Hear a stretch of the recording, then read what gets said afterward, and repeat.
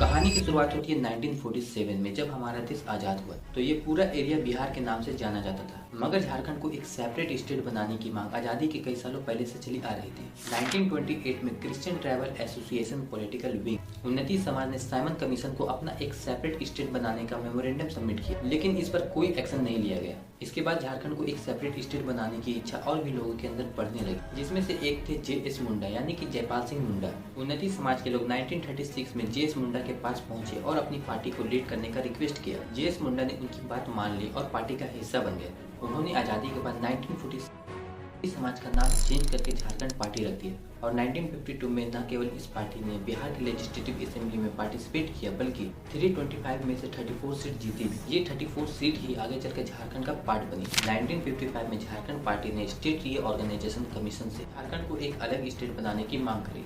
उनकी मांग ये थी कि बिहार के साउथ में बसे ट्राइबल एरियाज को एक अलग स्टेट बनाया जाए, जिससे झारखंड की पॉपुलेशन को एक नई पहचान मिलेगी और साथ ही साथ इन एरियाज में डेवलपमेंट भी होगा। अभी तक जितने भी डेवलपमेंट्स हुए थे वो बिहार के नॉर्दर्न पार्ट में हुए थे। साउथ बिहार यानी कि आज के समय का झारखंड वाला एरिया वो सिर्फ माइनिंग के लिए यूज किया जाता था। पर अगर आपको याद होगा तो गवर्नमेंट ऑफ इंडिया ने स्टेट रीऑर्गेनाइजेशन कमीशन को इसलिए बनाया ताकि वो लैंग्वेज के बेस में स्टेट का सेपरेशन कंसिडर कर सके, और यही शायद एक कारण था कि झारखंड के पार्टीशन को बार बार रिजेक्ट किया जा रहा था, क्योंकि ट्राइबल्स का पॉपुलेशन इस रीजन में बहुत कम था। और अगर लैंग्वेज की बात करें तो वो भी हर छोटे छोटे डिस्टेंस में चेंज हो रही थी, जिसमें कि हिंदी और उसके सब लैंग्वेज यहाँ की फर्स्ट लैंग्वेज थी। इन सब के अलावा बिहार कभी भी झारखंड को एक अलग स्टेट बनने देना नहीं चाहता था, क्योंकि बिहार का साउथ वाला पार्ट यानी कि आज के समय में झारखंड वाला पोर्शन ही वो एरिया था जहाँ पर भरपूर मिनरल्स थे, और अगर स्टेट का डिवीजन होता तो मैक्सिमम माइंस झारखंड वाले हिस्से में चली जाती। इसकी वजह से बिहार की इकोनॉमी में बड़ा बुरा इफेक्ट पड़ता। इस रिजेक्शन के बाद सेपरेट स्टेट बनाने की मांग थोड़ी कम हो गई। झारखंड पार्टी भी 1963 में कांग्रेस के साथ मर्ज हो गई और उसके लीडर जे.एस. मुंडा का भी 1970 में देहांत हो गया था। पर एक बार फिर 1972 में इस विचार ने आग पकड़ी, जब विनोद बिहारी महतो, शिबू सोरेन और ए.के. रॉय ने मिलकर झारखंड मुक्ति मोर्चा की शुरुआत की, और उसी के साथ साथ विनोद महतो ने ऑल झारखंड स्टूडेंट यूनियन का गठन किया। इन सब पार्टीज ने झारखंड की मांग के लिए बहुत सी रैलियां निकाली। उसी दौरान रामदयाल मुंडा, बी.पी. केसी और विनोद बिहारी महतो द्वारा बनाई गई झारखंड कोऑर्डिनेशन कमेटी ने सारी पार्टीज को एकजुट करना शुरू कर दिया। इसी दौरान बी.पी. केसी ने झारखंड के सेपरेशन के लिए गवर्नमेंट को एक मेमोरेंडम भी भेजा।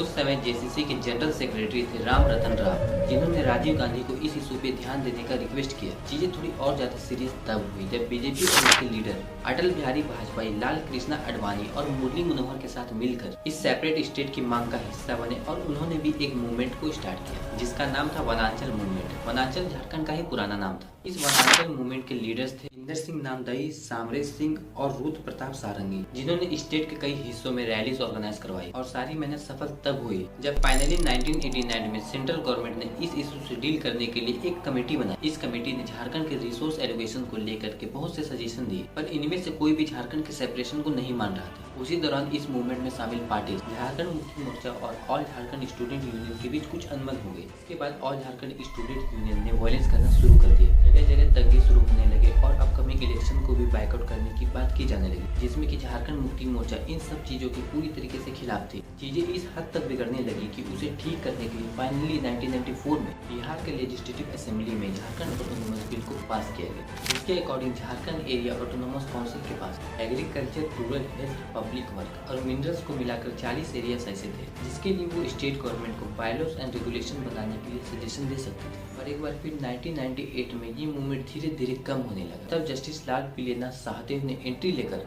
इस मूवमेंट को लीड करना स्टार्ट किया। उसी समय यूनियन गवर्नमेंट ने झारखंड को स्टेट बनाने के लिए बिल को बिहार के लेजिस्लेटिव असेंबली में भेजने की बात करी, तो उस समय के बिहार के पॉलिटिशियंस ने आपत्ति जताई, जिसमें से एक बिहार की राष्ट्रीय जनता दल यानी आरजेडी के उस समय के सबसे नामी नेता लालू प्रसाद यादव, उन्होंने ये तक कह दिया था कि वो मर जाएंगे लेकिन इस सेपरेशन को होने नहीं देंगे। जहाँ कुछ लोग इस बिल के खिलाफ थे, वहीं 16 मेजर पार्टी ऐसी भी थी जो इनके साथ थी, जिसमें कि BJP, JMM, all Jharkhand student union और कांग्रेस भी शामिल थे। इन सभी पार्टी ने मिलकर all party separate state formation committee का गठन किया, जिसके हेड थे लाल पीलेनाथ शाहदेव। 21 सितंबर 1998 को बिहार के लेजिस्लेटिव असेंबली में इस बिल पर वोटिंग हुई थी, और इस दिन इस नई कमेटी ने जस्टिस लाल पीलेनाथ शाहदेव की लीडरशिप में झारखंड बंद के साथ साथ प्रोटेस्ट का आगमन किया, और अब ट्राइबल लोग ही नहीं बल्कि नॉन ट्राइबल लोग भी इस मार्च का हिस्सा बने। हजारों की तादाद में लोग सड़कों पे उतरने लगे। इसकी वजह से लाल किले नाथ शाहदेव और उसके सपोर्टर्स को जेल में डाल दिया गया और तब भी ये मूवमेंट रुका नहीं। फिर 1999 में बीजेपी ने वादा किया कि अगर वो मेजोरिटी सीट के साथ अपकमिंग इलेक्शन में जीतते हैं तो वो सेपरेट स्टेट, जिसका नाम उस समय वनांचल दिया जा रहा था, उसका फॉर्मेशन जरूर करेंगे। वहीं कांग्रेस ने भी लालू प्रसाद यादव की पार्टी आरजेडी से ये बात क्लियर किया कि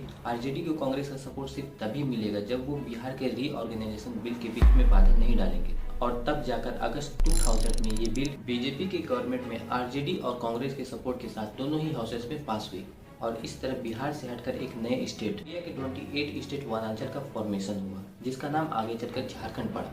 और आज झारखंड को बिहार से अलग हुए 24 सालों के बाद भी झारखंड भारत के बैकवर्ड स्टेट में से एक माना जाता है। आज इस स्टेट को rich state of the poor का टाइटल मिला है। झारखंड की पर कैपिटा इनकम लगभग 92,000 है, जो नेशनल एवरेज की ऑलमोस्ट हाफ है। इसके अलावा यहाँ 26% से ज़्यादा ट्राइबल पॉपुलेशन भी रहती है, जिनको कंटिन्यूसली इग्नोर किया गया है। इतना रैम्पेंट हो चुका है कि जो भी गवर्नमेंट जॉब की अपॉर्चुनिटीज आती है उसे भी कैंसिल करना पड़ता है।